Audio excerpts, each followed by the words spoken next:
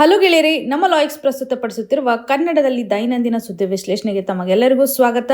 ಇಂದು ನಾವು ನೋಡಲಿದ್ದೇವೆ February 4, 2026 the Hindu ಪತ್ರಿಕೆಯಲ್ಲಿರ್ತಕ್ಕಂಥ ಇಂಪಾರ್ಟೆಂಟ್ ಆರ್ಟಿಕಲ್ಸ್ಗಳನ್ನು. ಇವತ್ತಿನ ಮೊದಲನೇ ಆರ್ಟಿಕಲ್ ಅನ್ನು ನೋಡುವಂಥದ್ದಾದರೆ, US deal excludes sensitive sectors, end in sight. ಎರಡು ಆರ್ಟಿಕಲ್ಲು ಸಹ ಭಾರತ ಮತ್ತು US ಟ್ರೇಡ್ ಡೀಲ್ಗೆ ಸಂಬಂಧಪಟ್ಟಂಥ ಒಂದು ರಿಫ್ಲೆಕ್ಷನ್ ಅನ್ನು ಮಾಡ್ತಾ ಇದೆ. ಟ್ರಂಪ್ ಅವರ ಒಂದು ಟ್ವೀಟನ್ನು ನೋಡಿದ್ವಿ. 50% ಇರ್ತಕ್ಕಂಥ ಒಂದು ಟಾರಿಫನ್ನು ರೆಡ್ಯೂಸ್ ಮಾಡೋದ್ರ ಮುಖಾಂತರ 18ಗೆ ರಿಡಕ್ಷನ್ನ ಮಾಡಬೇಕು ಅನ್ನುವಂಥ ಒಂದು ಮೆಸೇಜನ್ನು ಕೊಟ್ಟಿದ್ದಾರೆ. ಆದರೆ ಅವರು ಸಹ ಕೆಲವೊಂದಿಷ್ಟು ಕರಾರನ್ನು ಹಾಕಿದ್ದಾರೆ ಅಂತ ನಾವು ನಿನ್ನೆ ನೋಡಿದ್ವಿ. ರಷ್ಯಾದೊಂದಿಗೆ ಇರ್ತಕ್ಕಂಥ ಒಂದು ಆಯಿಲ್ ಟ್ರೇಡನ್ನು ನಾವು ನಿಲ್ಲಿಸಬೇಕು ಅನ್ನುವಂಥದ್ದಾಗಿರ್ಬೋದು. ಭಾರತದೊಂದಿಗೆ ಒಂದು ಟ್ರೇಡ್ ರಿಲೇಷನ್ ಅಂತ ಬಂದಾಗ ಸರಿಸುಮಾರು $500 ಬಿಲಿಯನ್ ಅಷ್ಟು ಟ್ರಾನ್ಸಾಕ್ಷನ್ನ ಮಾಡಬೇಕು ಅನ್ನುವಂಥ ನಿಟ್ಟಿನಲ್ಲಿ, ಹಾಗೂ ನಮ್ಮ ಒಂದು ಎನರ್ಜಿ ಸೆಕ್ಯೂರಿಟಿ ಅಂತ ಬಂದಾಗ ವೆನಿಜುಲಾದ ಒಂದು ಸಪೋರ್ಟನ್ನು ಫ್ಯೂಚರ್ ಡೇಸಲ್ಲಿ ತೆಗೆದುಕೊಳ್ಬೇಕು ಅನ್ನುವಂಥ ಆಸ್ಪೆಕ್ಟನ್ನು ಹೇಳಿದ್ದಾರೆ. ಈ ಎಲ್ಲ ಒಂದು ಕ್ವಶನ್ಗೆ ನಮ್ಮ ಸರ್ಕಾರ ಯಾವುದೇ ರೀತಿಯಾಗಿ ಅಫಿಷಿಯಲಿ ಹೇಳಿಲ್ಲ, ಬಟ್ 18% ಅಷ್ಟು ವೆಲ್ಕಮನ್ನು ಮಾಡಿದ್ದಾರೆ ಅಂತ. ಇಲ್ಲಿ ಇನ್ನೊಂದು ಆಸ್ಪೆಕ್ಟ್ ಏನಂತಂದರೆ, ಕೆಲವೊಂದಿಷ್ಟು ಸೆನ್ಸಿಟಿವ್ ಸೆಕ್ಟರ್ಸ್ಗಳನ್ನು ಪ್ರೊಟೆಕ್ಟ್ ಮಾಡಬೇಕು ಅನ್ನುವಂಥ ನಿಟ್ಟಿನಲ್ಲಿ ಭಾರತದ ಒಂದು ನಿಲುವನ್ನು ನಾವು ಕಾಣಬಹುದು. ಸೆನ್ಸಿಟಿವ್ ಸೆಕ್ಟರ್ಸ್ಗಳಂತಂದರೆ ಅಗ್ರಿಕಲ್ಚರ್ ಸೆಕ್ಟರ್, ಡೈರಿ ಸೆಕ್ಟರನ್ನು ನಾವು ಇಲ್ಲಿ ಇನ್ಕ್ಲೂಡ್ ಮಾಡ್ಬೋದು. ಈ ಒಂದು ಟ್ರೇಡ್ ಡೀಲಿಂದ ಈ ಸೆನ್ಸಿಟಿವ್ ಸೆಕ್ಟರ್ಸ್ಗಳನ್ನು ಎಕ್ಸ್ಕ್ಲೂಡ್ ಮಾಡಲಾಗಿದೆ ಅಂತ ಹೇಳ್ಬೋದು. ಜೊತೆಗೆ ಯಾವುದೇ ರೀತಿಯಾಗಿ ಈ ಒಂದು ಟಾರಿಫಲ್ಲಿ ಆಗ್ತಾ ಇರುವಂತಹ ಬದಲಾವಣೆ ಇಮಿಡಿಯೇಟ್ ಆಗಿ ಬರುತ್ತೋ ಇಲ್ವೋ ಅನ್ನುವಂಥ ಕ್ಲಾರಿಟಿನ ನಾವು ನೋಡ್ತಾ ಇಲ್ಲ. ಟ್ರೇಡ್ ಡೀಲನ್ನು ಏನೋ ಮಾಡಿದ್ದಾರೆ, ಇದು ಬೈಲ್ಯಾಟ್ರಲ್ ಟ್ರೇಡ್ ಅಗ್ರಿಮೆಂಟ್ನ ಒಂದು ಪಾರ್ಟ್ ಆಗಿದೆ ಅನ್ನೋದು ಸಹ ಕ್ವಶನ್ ಮಾರ್ಕ್ ಆಗಿದೆ, ಅಥವಾ ಕೇವಲ ಒಂದು ಟಾರಿಫ್ ರಿಲೇಟೆಡ್ ಇರತಕ್ಕಂಥ ಅಗ್ರಿಮೆಂಟನ್ನು ಮಾತ್ರ ನಾವು ನೋಡ್ತಾ ಇದ್ದೀವ, ಯಾವ ರೀತಿಯಾದಂಥ ಒಂದು ಇಂಪ್ಲಿಮೆಂಟೇಷನ್ ಆಗುತ್ತೆ, ಇದೊಂದು ಮಿನಿ ಡೀಲ್ ಅನ್ನುವಂಥ ಒಂದು ಕ್ವಶನ್ ಮಾರ್ಕನ್ನು ಕ್ರಿಯೇಟ್ ಮಾಡ್ತಾ ಇದೆ. ರಷ್ಯಾದೊಂದಿಗೆ ಆಯಿಲ್ ಇಂಪೋರ್ಟ್ ಮಾಡ್ಕೊಳ್ತಕ್ಕಂತಹ ಸ್ಥಿತಿಗತಿಗಳನ್ನು ನೋಡೋದಾದರೆ ಭಾರತ 1/3 ಅಷ್ಟು ತನ್ನ ಒಂದು ಆಯಿಲ್ ಇಂಪೋರ್ಟ್ನ ರಿಕ್ವೈರ್ಮೆಂಟ್ಸನ್ನು ರಷ್ಯಾದಿಂದ ಫುಲ್ಫಿಲ್ ಮಾಡ್ತಾ ಇದೆ. ಹಾಗಾಗಿ ಯಾವ ರೀತಿಯಾಗಿ ಸ್ಟಾಪ್ ಮಾಡುತ್ತೆ ಅನ್ನೋದು ಸಹ ಕ್ವಶನ್ ಮಾರ್ಕು. ಇನ್ನೂ ಯಾವುದೇ ರೀತಿಯಾದಂಥ ಉತ್ತರವನ್ನು ಇಲ್ಲಿ ಕೊಡಲಾಗ್ತಾ ಇಲ್ಲ. ಜೊತೆಗೆ ವೆನಿಜುಲಾಗೆ ಸಂಬಂಧಪಟ್ಟಂತೆಯೂ ಸಹ, ಅಂದರೆ ಆ ಒಂದು ಕಂಟ್ರಿಯಿಂದ ಫ್ಯೂಚರ್ ಡೇಸಲ್ಲಿ ಒಂದು ಪೊಟೆನ್ಷಿಯಾಲಿಟಿಯನ್ನು ಅದು ತೋರಿಸ್ತಾ ಇರೋದ್ರಿಂದ, ಅದು US ಕಂಟ್ರೋಲ್ಗೆ ಬರೋದ್ರಿಂದ ನಮ್ಮ ಎನರ್ಜಿ ರಿಕ್ವೈರ್ಮೆಂಟ್ಸನ್ನು ಫುಲ್ಫಿಲ್ ಮಾಡಬೇಕು ಅಂತ. But there are some challenges. Exactly ಯಾವ ರೀತಿಯಾಗಿ ಆಗ್ಬೋದು ಅನ್ನೋದು ಯಾರಿಗೂ ಗೊತ್ತಿಲ್ಲ. ಇಲ್ಲಿ ಭಾರತ ಯಾವ ರೀತಿಯಾಗಿ ಕನ್ಸೆಷನಲ್ ಟಾರಿಫನ್ನು ಕೊಡುತ್ತೆ ಅನ್ನುವಂಥ ನಿಟ್ಟಿನಲ್ಲಿ ಯಾವುದೇ ರೀತಿಯಾದಂಥ ಸ್ಟೇಟ್ಮೆಂಟನ್ನು ಕೊಟ್ಟಿಲ್ಲ. ಇನ್ವೆಸ್ಟ್ಮೆಂಟ್ ಕಮಿಟ್ಮೆಂಟ್ಗೂ ಸಂಬಂಧಪಟ್ಟಂತೆಯೂ ಸಹ ಸ್ಟೇಟ್ಮೆಂಟನ್ನು ಕೊಡ್ತಾ ಇಲ್ಲ. ಲಾರ್ಜ್ ಪರ್ಚೇಸ್ ಆರ್ಡರ್ ಅಂತ ಬಂದಾಗ ಸರಿಸುಮಾರು $500 ಬಿಲಿಯನ್ ಪ್ರಾಡಕ್ಟ್ ಅಷ್ಟು ನಾವು ಪರ್ಚೇಸ್ ಮಾಡಬೇಕು ಅಂತ ಅವ್ರು ಹೇಳಿದಾರಲ್ಲ, ಇದಕ್ಕೆ ಸಂಬಂಧಪಟ್ಟಂತೆಯೂ ಸಹ ಯಾವುದೇ ರೀತಿಯಂಥ ಸ್ಟೇಟ್ಮೆಂಟನ್ನು ಕೊಟ್ಟಿಲ್ಲ. ಇಲ್ಲಿರುವಂಥ ಒಂದು ಕನ್ಸರ್ನ್ ಅಂತಂದರೆ, ನಮ್ಮಲ್ಲಿ ಯಾವ ಸೆಕ್ಟರ್ ಮೇಲೆ ಇಂಪ್ಯಾಕ್ಟನ್ನು ಕ್ರಿಯೇಟ್ ಮಾಡುತ್ತೆ ಅಂತ. ಇವಾಗ ಫಾರ್ಮರ್ಸ್ಗಳಿಗೆ ಸಾಕಷ್ಟು ಇಂಪ್ಯಾಕ್ಟನ್ನು ಕ್ರಿಯೇಟ್ ಮಾಡಿದೆ ಲಾರ್ಜ್ ಟಾರಿಫನ್ನು ಹಾಕಿರೋದ್ರಿಂದ. ಈ ಎಕ್ಸ್ಪೋರ್ಟರ್ಸ್ಗಳಿಗೂ ಸಹ ಸಾಕಷ್ಟು ಇಂಪ್ಯಾಕ್ಟ್ ಆಗಿದೆ. ಮರೈನ್ ಎಕ್ಸ್ಪೋರ್ಟರ್ಸ್ಗಳಾಗಿರ್ಬೋದು, ಅಥವಾ ಟೆಕ್ಸ್ಟೈಲ್ ಅಂತ ಹೇಳ್ಬೋದು, ಅಪರೆಲ್ ಸೆಕ್ಟರ್ಗೆ ಸಂಬಂಧಪಟ್ಟಂತೆ, ಅಥವಾ ಇಂಜಿನಿಯರಿಂಗ್ ಗೂಡ್ಸ್ಗೆ ಸಂಬಂಧಪಟ್ಟಂತೆ ಸಾಕಷ್ಟು ಇಂಪ್ಯಾಕ್ಟ್ ಇದು ಆಲ್ರೆಡಿ ಆಗಿದೆ. ಹಾಗಾಗಿ ನಾವು ಪ್ರಸ್ತುತವಾಗಿ ಇರತಕ್ಕಂತಹ ಸೆಕ್ಟರ್ಸ್ಗಳನ್ನು ಎಲ್ಲಿ ಇಂಪ್ಯಾಕ್ಟ್ ಆಗಿದೆ ಅವುಗಳನ್ನು ಪ್ರೊಟೆಕ್ಷನ್ ಮಾಡೋದು ತುಂಬ ಇಂಪಾರ್ಟೆಂಟ್. ಜೊತೆಗೆ ಫ್ಯೂಚರ್ ಡೇಸಲ್ಲಿ ನಮ್ಮ ಒಂದು ಎಕ್ಸ್ಪೋರ್ಟನ್ನು ಮಾಡೋದು ಸಹ ಇಂಪಾರ್ಟೆಂಟ್ ಆಗುತ್ತೆ. ನಾವು ಯುರೋಪಿಯನ್ ಯೂನಿಯನ್ನೊಂದಿಗೆ ಮಾಡ್ತಕ್ಕಂಥ ಒಂದು ಡೀಲನ್ನು ಗಮನ ಹರಿಸಿದಾಗ ಇನ್ನೂ 1 ವಾರನೂ ಆಗಿಲ್ಲ. ಅದಾದಮೇಲೆ ಟ್ರಂಪ್ ಅವರು ಭಾರತದೊಂದಿಗೆ ನೆಗೋಸಿಯೇಷನ್ ಮಾಡಲಿಕ್ಕೆ ಮುಂದಾಗಿರ್ತಕ್ಕಂಥ ಒಂದು ಸ್ಥಿತಿಗತಿಯನ್ನು ನೋಡ್ತಾ ಇದ್ದೀವಿ. ಇದರಿಂದ ಗೊತ್ತಾಗುತ್ತೆ ಯಾವ ರೀತಿಯಾದಂಥ ಒಂದು ಕಾಂಪಿಟೇಟಿವ್ನೆಸ್ ಇಲ್ಲಿ ನಡೀತಾ ಇದೆ ಅಂತ. ಭಾರತ ಮತ್ತು US ಒಂದು ಕಂಡೀಷನನ್ನು ನೋಡಿದಾಗ ಹೈ ಟ್ಯಾರಿಫನ್ನು ಫೇಸ್ ಮಾಡ್ತಾ ಇದೆ.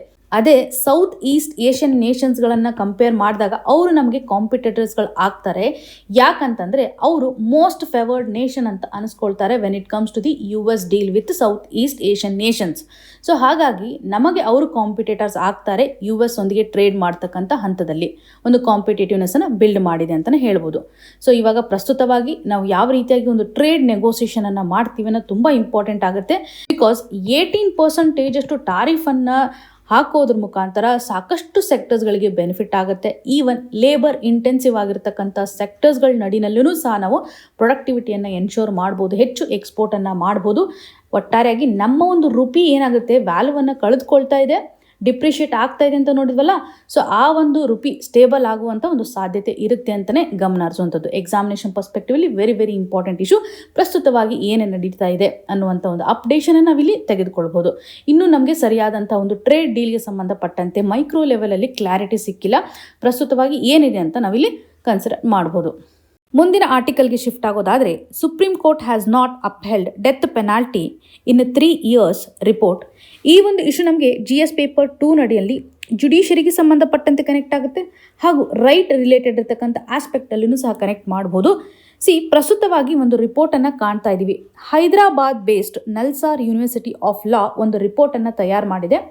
ನಮ್ಮ ಜುಡಿಷರಿ ಸಿಸ್ಟಮ್ ಅಥವಾ ನಮ್ಮ ಒಂದು ನ್ಯಾಯಾಂಗ ವ್ಯವಸ್ಥೆ ಯಾವ ರೀತಿಯಾಗಿ ಕ್ಯಾಪಿಟಲ್ ಪನಿಷ್ಮೆಂಟನ್ನು ಕೊಡ್ತಾ ಇದೆ, ಯಾವ ರೀತಿಯಾದಂಥ ಕೇಸಸ್ಗಳನ್ನು ನಾವು ನೋಡ್ತಾ ಇದ್ದೀವಿ.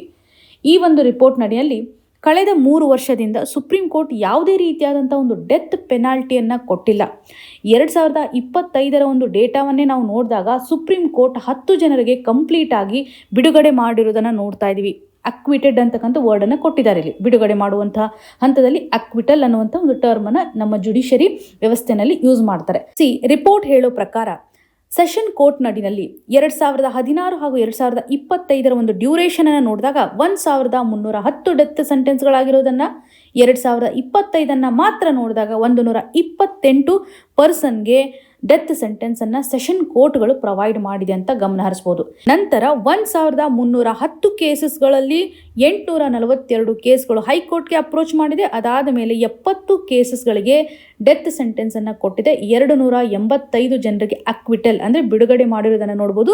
411 ಸೆಂಟೆನ್ಸನ್ನು ಕಮ್ಯೂಟ್ ಆಗಿ ಕನ್ವರ್ಟ್ ಮಾಡಿದ್ದಾರೆ ಅಂತಲೇ ಗಮನ ಹರಿಸ್ಬೋದು. ಅಂದರೆ ಲೆಸರ್ ಪನಿಷ್ಮೆಂಟ್ಗೆ ಕನ್ವರ್ಟ್ ಮಾಡಿದ್ದಾರೆ ಅಂತ. ಈ ರೀತಿಯಾಗಿ ಸೆಷನ್ ಕೋರ್ಟ್ ನಡಿಯಲ್ಲಿ, ಹೈಕೋರ್ಟ್ ನಡಿಯಲ್ಲಿ ಡೆತ್ ಸೆಂಟೆನ್ಸ್ಗೆ ಸಂಬಂಧಪಟ್ಟಂಥ ಸ್ಥಿತಿಗತಿಗಳನ್ನು ನೋಡ್ಬೋದು. ಇದಾದ ಮೇಲೆ ಸುಪ್ರೀಂ ಕೋರ್ಟ್ಗೆ ಅಪ್ರೋಚ್ ಮಾಡಿರುವಂತಹ ಒಂದು ಕೇಸಸ್ಸನ್ನು ನೋಡಿದಾಗ ಪ್ರಸ್ತುತವಾಗಿ ಸುಪ್ರೀಂ ಕೋರ್ಟ್ ಯಾವುದೇ ರೀತಿಯಾಗಿ ಒಂದು ಡೆತ್ ಸೆಂಟೆನ್ಸನ್ನು ಕೊಟ್ಟಿಲ್ಲ. ಓಕೆ, 0 ಡೆತ್ ಸೆಂಟೆನ್ಸನ್ನು ಕನ್ಫರ್ಮ್ ಮಾಡಿದೆ ಅಂತ ಹೇಳ್ಬೋದು. ಲಾಸ್ಟ್ 3 years ಇಲ್ಲಿರ್ತಕ್ಕಂಥ ಒಂದು ಡೇಟಾವನ್ನು ನಾವು ನೋಡಿದಾಗ ಇವಾಗ ಸೆಷನ್ ಕೋರ್ಟ್ ಆಗಿರ್ಬೋದು ಅಥವಾ ಹೈಕೋರ್ಟ್ ನಡಿಯಲ್ಲಿ ಡೆತ್ ಸೆಂಟೆನ್ಸನ್ನು ಕೊಟ್ಟಿರ್ತಕ್ಕಂಥ ಹಂತದಲ್ಲಿ ಸುಪ್ರೀಂ ಕೋರ್ಟ್ ಏನು ಮಾಡುತ್ತೆ, ಒಂದು ಎಕ್ಸಾಮಿನೇಷನನ್ನು ಮಾಡುತ್ತೆ. ಅಲ್ಲಿ ಹೋಗಿರುವಂಥ ಒಟ್ಟಾರೆ 37 ಕೇಸಸ್ ನಡಿನಲ್ಲಿ 15 ಬಿಡುಗಡೆ ಮಾಡಿದ್ದಾರೆ ಅಕ್ವಿಟಲ್ ಅನ್ನುವಂಥದ್ದಾಗಿ. 14 ಕೇಸಸ್ಗೆ ಸಂಬಂಧಪಟ್ಟಂತೆ ಒಂದು ಕಮ್ಯೂಟ್ ಕಂಡೀಷನನ್ನು ಕೊಟ್ಟಿದ್ದಾರೆ, ಲೆಸರ್ ಪನಿಷ್ಮೆಂಟನ್ನು ಕೊಟ್ಟಿರೋದಾಗಿ ರಿಪೋರ್ಟ್ ನಮಗೆ ಹೈಲೈಟ್ ಮಾಡ್ತಾ ಇದೆ. ಇದರಿಂದ ಗೊತ್ತಾಗುತ್ತೆ ಸುಪ್ರೀಂ ಕೋರ್ಟ್ ಈ ಒಂದು ಇಶ್ಯೂಗೆ ಸಂಬಂಧಪಟ್ಟಂತೆ ಕನ್ಸರ್ನನ್ನು ಯಾವ ರೀತಿಯಾಗಿ ವ್ಯಕ್ತಪಡಿಸಿದೆ ಅಂತಂದರೆ, ಸೆಷನ್ ಕೋರ್ಟ್ ನಡಿಯಲ್ಲಿ ಒಂದು ಗಿಲ್ಟ್ಗೆ ಸಂಬಂಧಪಟ್ಟಂತೆ ಅಥವಾ ಕ್ಯಾಪಿಟಲ್ ಪನಿಷ್ಮೆಂಟ್ಗೆ ಸಂಬಂಧಪಟ್ಟಂತೆ ಡಿಸೈಡ್ ಮಾಡುವಾಗ ಸರಿಯಾದಂಥ ಒಂದು ಎಕ್ಸಾಮಿನೇಷನನ್ನು ಮಾಡಬೇಕು ಅನ್ನುವಂತಹ ನಿಟ್ಟಿನಲ್ಲಿ ಇವಾಗ ಕ್ಯಾಪಿಟಲ್ ಪನಿಷ್ಮೆಂಟನ್ನು ಕೋರ್ಟ್ ಕೊಡ್ತಾ ಇದೆ ಅಂತಂದರೆ ಸರಿಯಾದಂಥ ಒಂದು ರೂಲ್ಸನ್ನು ಫಾಲೋ ಮಾಡಬೇಕು ಅಲ್ವಾ.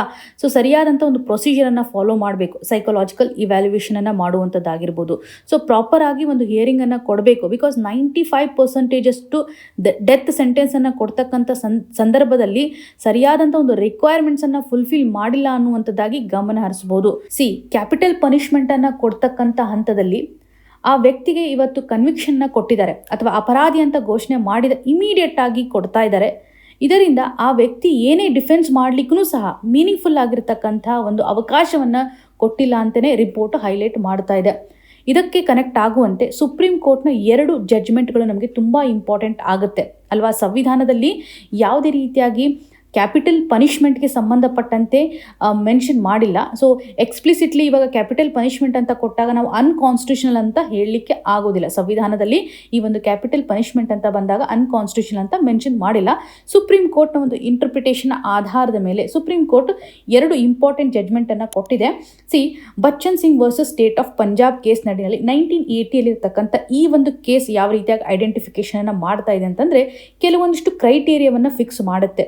ಯಾವ ಹಂತದಲ್ಲಿ ನಾವು ಒಂದು ಕ್ಯಾಪಿಟಲ್ ಪನಿಷ್ಮೆಂಟ್ ಅನ್ನ ಫೈನಲ್ ಆಪ್ಷನ್ ಆಗಿ ಚೂಸ್ ಮಾಡಬೇಕು ಅನ್ನುವಂಥ ನಿಟ್ಟಿನಲ್ಲಿ, ಒಂದು ವೇಳೆ ಅಪರಾಧಿ ಕ್ರೂರವಾಗಿ ಹತ್ಯೆ ಮಾಡಿದ್ರೆ ಅವರ ಒಂದು ಮೋಟಿವ್ ಯಾವ ರೀತಿ ಆಗಿದೆ ಅಂತ ಐಡೆಂಟಿಫೈ ಮಾಡೋದ್ರ ಮುಖಾಂತರ, ಅವರ ಒಂದು ಕ್ರೈಮ್ ಯಾವ ರೀತಿಯಾಗಿ ಇಂಟೆನ್ಸ್ ಇದೆ ಅಂತ ಐಡೆಂಟಿಫೈ ಮಾಡೋದ್ರ ಮುಖಾಂತರ ಫೈನಲ್ ಆಗಿ ನಾವು ಕ್ಯಾಪಿಟಲ್ ಪನಿಷ್ಮೆಂಟನ್ನು ಕೊಡಬಹುದು ಅನ್ನುವಂಥ ನಿಟ್ಟಿನಲ್ಲಿ 1980 ಇರ್ತಕ್ಕಂಥ ಈ ಒಂದು ಕೇಸ್ ಸುಪ್ರೀಂ ಕೋರ್ಟ್ ಹೇಳೋ ಪ್ರಕಾರ ರೇರೆಸ್ಟ್ ಆಫ್ ರೇರ್ ನಡಿನಲ್ಲಿ ನಾವು ಡೆತ್ ಪೆನಾಲ್ಟಿಯನ್ನು ಚೂಸ್ ಮಾಡಬೇಕು, ಫೈನಲ್ ಆಪ್ಷನ್ ಆಗಿ ಕನ್ಸಿಡರ್ ಮಾಡಬೇಕು ಅನ್ನುವಂಥದ್ದು. 1973 ನಡಿನಲ್ಲಿ Jagmohan Singh versus state of UP ನಡಿನಲ್ಲಿನೂ ಸಹ ಆರ್ಟಿಕಲ್ 21ಗೆ ಸಂಬಂಧಪಟ್ಟಂತೆ ಸುಪ್ರೀಂ ಕೋರ್ಟ್ ಫೋಕಸನ್ನು ಮಾಡಿದೆ.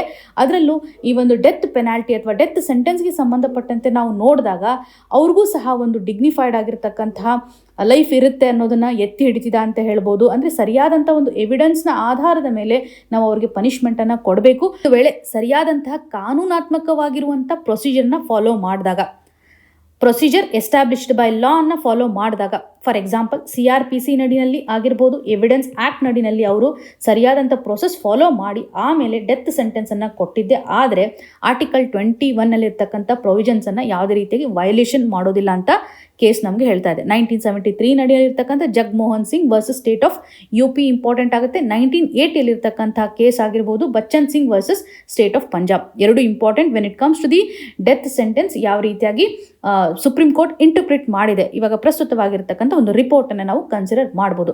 ಇಲ್ಲಿ ನಿಮಗೆ ಒಂದು ಸಿಂಪಲ್ ಕ್ವಶನ್ ಅಂತ ಕೇಳೋದಾದ್ರೆ, ಪಾರ್ಡನಿಂಗ್ ಪವರ್ ಅಂತ ಬಂದಾಗ ರಾಷ್ಟ್ರಪತಿಗಳಿಗೆ ಪಾರ್ಡನಿಂಗ್ ಪವರ್ ಇರುತ್ತೆ. ಸೊ ಇದಕ್ಕೆ ಸಂಬಂಧಪಟ್ಟಂತ ಒಂದು ಆರ್ಟಿಕಲ್ ಯಾವ ರೀತಿಯಾಗಿದೆ, ಯಾವ ರೀತಿಯಾಗಿ ಪಾರ್ಡನಿಂಗ್ ಪವರ್ಗಳಿದಾವೆ ಅನ್ನೋದನ್ನ ಕಮೆಂಟ್ ಸೆಕ್ಷನ್ ಅಲ್ಲಿ ಮೆನ್ಷನ್ ಮಾಡಿ. ಮುಂದಿನದಾಗಿ 84% waste pickers from SC, ST, OBC group government. ಈ ಒಂದು ಇಶ್ಯೂ ನಮಗೆ GS ಪೇಪರ್ 2 ನಡಿಯಲ್ಲಿ ಸೋಷಿಯಲ್ ಜಸ್ಟಿಸ್ಗೆ ಸಂಬಂಧಪಟ್ಟಂತೆ ಸರ್ಕಾರದ ಅತಿ ಮುಖ್ಯವಾಗಿರತಕ್ಕಂತಹ ಯೋಜನೆ ನಡಿನಲ್ಲಿ ಒಂದಾಗಿರುವಂತಹ ನಮಸ್ತೆ ಸ್ಕೀಮ್ಗೆ ಸಂಬಂಧಪಟ್ಟಂತೆನೂ ಇಲ್ಲಿ ನಾವು ಕನೆಕ್ಟ್ ಮಾಡಬೇಕಾಗುತ್ತೆ. ಪ್ರಸ್ತುತವಾಗಿರುವಂತಹ ಒಂದು ಸರ್ವೆಯ ಆಧಾರದ ಮೇಲೆ 84% ವೇಸ್ಟ್ ಪಿಕ್ಕರ್ಸ್ಗಳನ್ನು ನಾವು ಕವರ್ ಮಾಡಿದಾಗ, ಕೆಟಗರಿ ವೈಸ್ ನೋಡಿದಾಗ SC, ST, OBCಗೆ ಬಿಲಾಂಗ್ ಆಗ್ತಕ್ಕಂಥ ಗ್ರೂಪ್ಗಳೇ ಜಾಸ್ತಿ ಪಾರ್ಟಿಸಿಪೇಷನ್ ಅನ್ನ ಮಾಡ್ತಾ ಇದ್ದಾರೆ ಅಂತ ಪ್ರತಿಯೊಂದು ಸ್ಟೇಟ್ಸ್ಗಳಲ್ಲಿ ಹಾಗೂ ಯೂನಿಯನ್ ಟೆರಿಟರೀಸ್ನಲ್ಲಿ ಸರ್ವೆಯನ್ನು ಮಾಡಿದಾದ ಮೇಲೆ ಕೊಟ್ಟಿರುವಂಥ ಒಂದು ರಿಪೋರ್ಟನ್ನು ಇಲ್ಲಿ ಗಮನ ಹರಿಸ್ಬೋದು. ಡೆಲ್ಲಿ ಹಾಗೂ ಗೋವಾವನ್ನು ನಾವು ಕನ್ಸಿಡರ್ ಮಾಡಿದಾಗ ಅಲ್ಲಿ ಜನರಲ್ ಕೆಟಗರಿ ಕಮ್ಯುನಿಟೀಸ್ಗಳು ಜಾಸ್ತಿ ನಂಬರಲ್ಲಿ ಪಾರ್ಟಿಸಿಪೇಷನನ್ನು ಮಾಡ್ತಾ ಇದ್ದಾರೆ when it compare to SC, ST ಹಾಗೂ OBC ಕಮ್ಯುನಿಟೀಸ್ಗೆ ಸಂಬಂಧಪಟ್ಟಂತೆ. ಪರೀಕ್ಷಾ ದೃಷ್ಟಿಕೋನದಿಂದ ನಮಸ್ತೆ ಯೋಜನೆ ನಮಗೆ ಇಂಪಾರ್ಟೆಂಟ್. ಯಾವ ಮಿನಿಸ್ಟ್ರಿ ನಡಿನಲ್ಲಿ ಕಂಡು ಬರುತ್ತೆ, ಪ್ರೋಗ್ರಾಮ್ನ ಇಂಟೆನ್ಷನ್ ಯಾವ ರೀತಿಯಾಗಿದೆ ಅಂತ ನಾವಿಲ್ಲಿ ತಿಳಿದುಕೊಳ್ಬೇಕು. ಸೊ ನಮಸ್ತೆ ಯೋಜನೆಯ ಒಂದು ಫುಲ್ ಫಾರ್ಮ್ ಅನ್ನು ನೋಡುವಂಥದ್ದಾದರೆ, ಇದೊಂದು ನ್ಯಾಷನಲ್ ಆ್ಯಕ್ಷನ್ ಆಗಿದೆ.